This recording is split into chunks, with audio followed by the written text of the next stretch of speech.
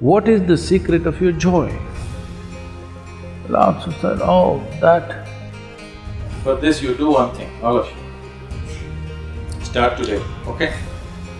This is a simple exercise everybody must do. At the end of the day, you sit in your bed and look back on the whole day.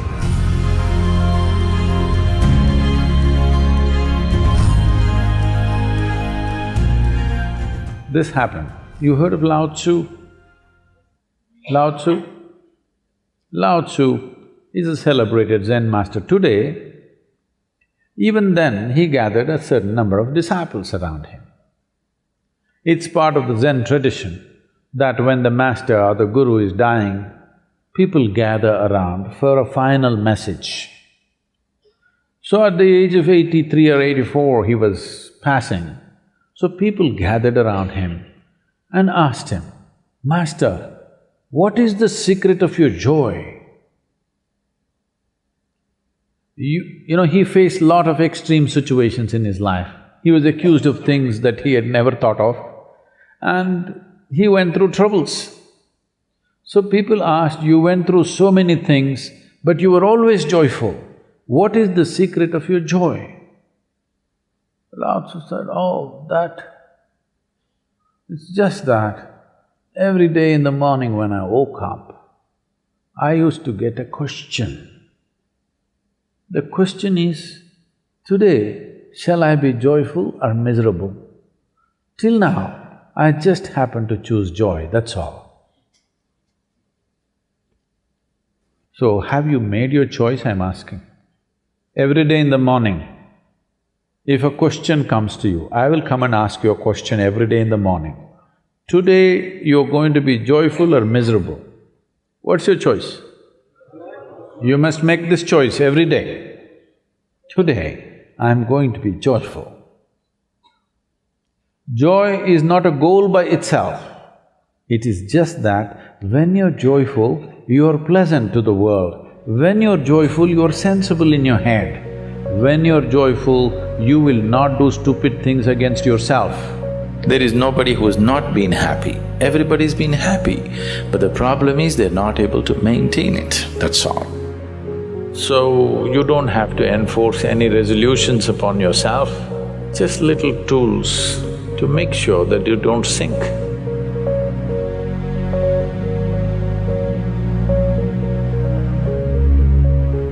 Suppose, let's say your life is done, you're on your deathbed, tomorrow you're going to die.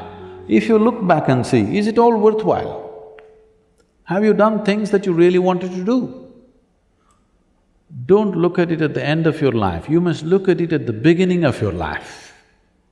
Suppose you're on your deathbed, you're going to die, maybe you lived 100 years, but look back and see, has life been worthwhile? Have you done things that really matter to you or no? Because most people get truthful only if death is imminent. Otherwise, they know how to lie to themselves and to everybody. Most people tell the truth only when you put a gun to their head, unfortunately. I'm saying don't wait for somebody else to put the gun, you put it tonight and watch. Suppose I'm going to die now. Have I done things that are really worthwhile in my life? Things that I could be proud of, things that are worth spending my life upon? Has my life been done this way? If you just look at this, you will make an impact on the society, whatever you do. Whatever you do, you will make an impact.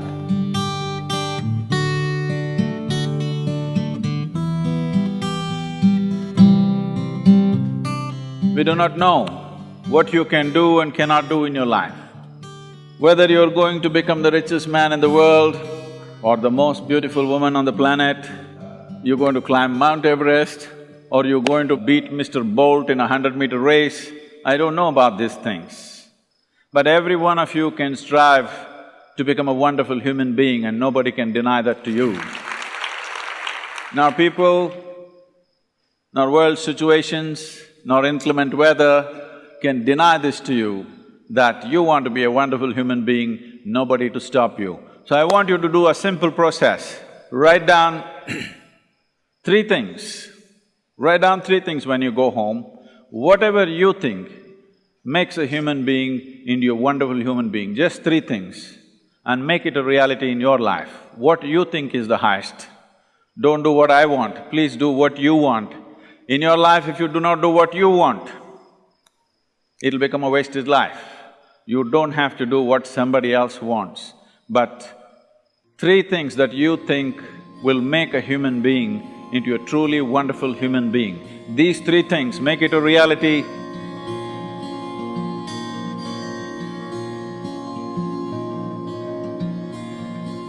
As it is said, a man is ill only because he does not know how to be still. Because in stillness, you're in touch with a dimension way beyond creation. So if one has to attain to that grace, at least a certain amount of stillness has to enter your life. For this to happen, a certain level of silence has to enter your life. If right now, if it is not coming, at least practicing a little bit of mouth. In an hour, if you're speaking 1,573 words right now, how many more? How many words do you spit out in a minute? 1,573, you're actually doing that many? I thought that's impossible. Okay, I believe you. So whatever number you're doing, see if you can articulate the same things that you're saying with half the number of words. Suddenly you will become extremely conscious of everything. Right now, our oral diarrhea is happening. If you're doing 1573, it's diarrhea, okay. Now, if you have to hold back half the words and still say the same things, now you have to be very conscious, otherwise you cannot say it. Just try this and see. Tomorrow, one day. In an hour, normally what number of words you utter, make it half. Don't curtail your activity, still say the same things, but with half the words. How wonderful the whole world will feel, you know.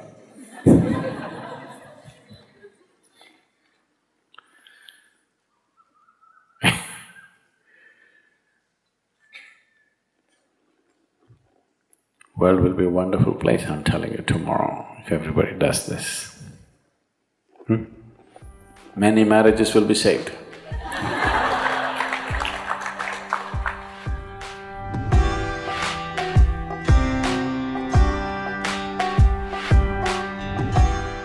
This is a simple exercise everybody must do. At the end of the day, you sit in your bed and look back on the whole day from the morning you got up, how you've been going around. You will see 90% of the time you're quite stupid. I'm being generous with percentage, believe me.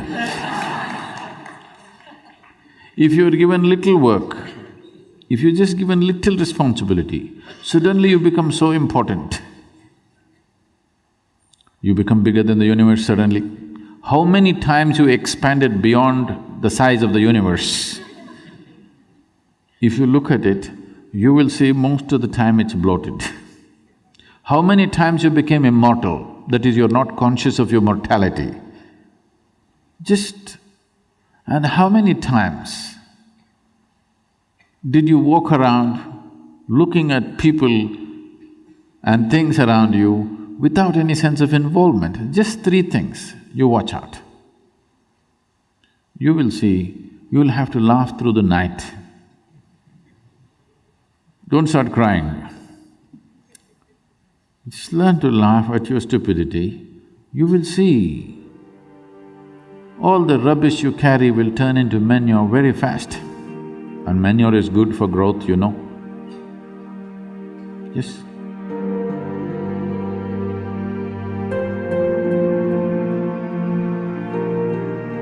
The next 12 months, You make yourself in such a way that you are not the issue in your life, not at all. Can you do this to yourself? You deserve this, I'm telling you. That you're not the trouble. Only if somebody is causing trouble to you, some trouble in your life. If you sit alone, you're never the trouble. Make yourself like that. For this you do one thing, all of you. Start today, okay? One thing that you don't want yourself to be. One small aspect, okay? Drop it today. Every full moon day, drop one more thing. However small it is, but concrete step, not big things. No, I will give up my anger. I don't believe such nonsense. You can say, from now on if I get angry, I will just shut my mouth, I won't say anything.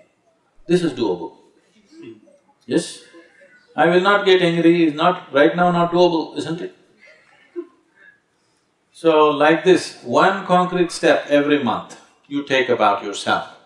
Something that you do not like, something that you feel is not necessary for your life, one little thing dropped every month. In 12 months' time, you will be a wonderful human being, that you are not an issue. Do that to yourself, you deserve this and it's worth it, isn't it?